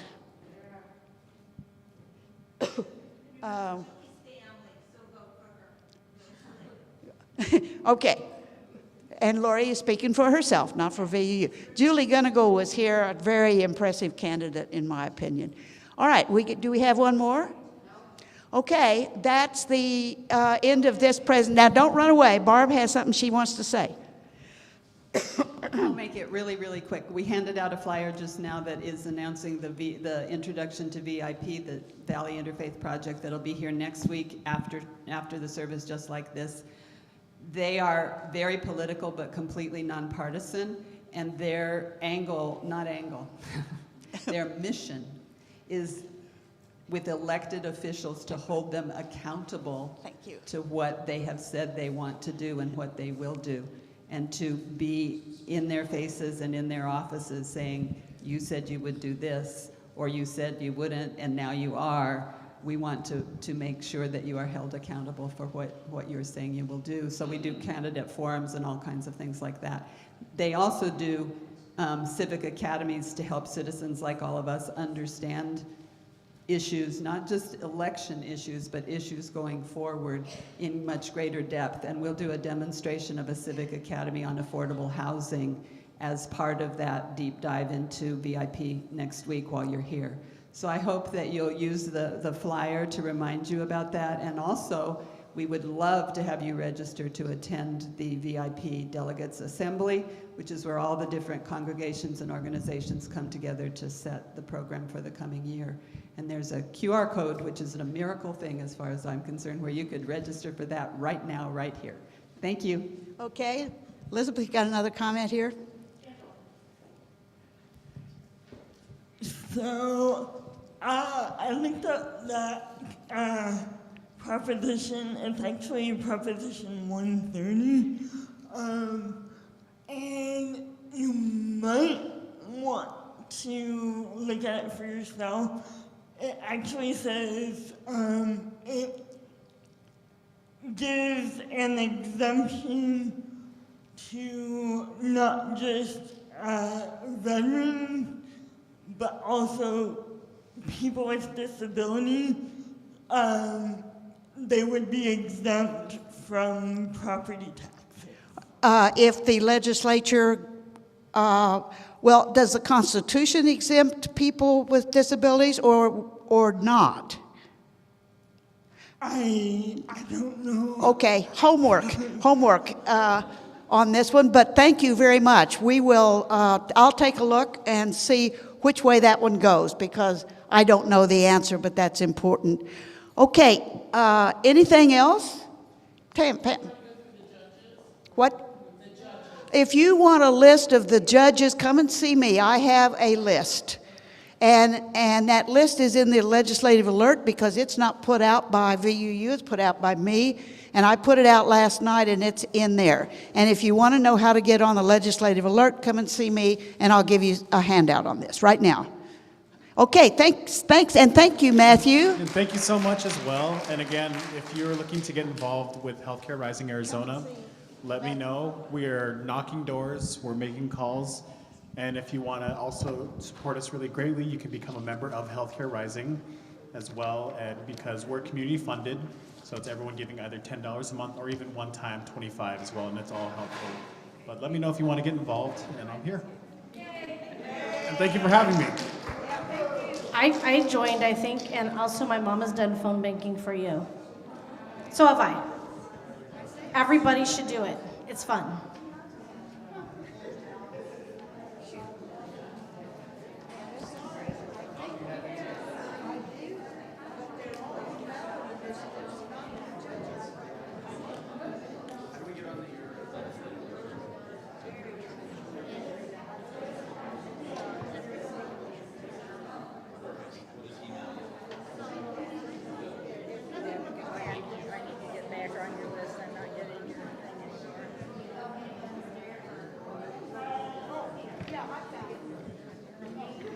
Thank you, Libby, for staying and doing our tech. You're the best tech person ever. We really appreciate you.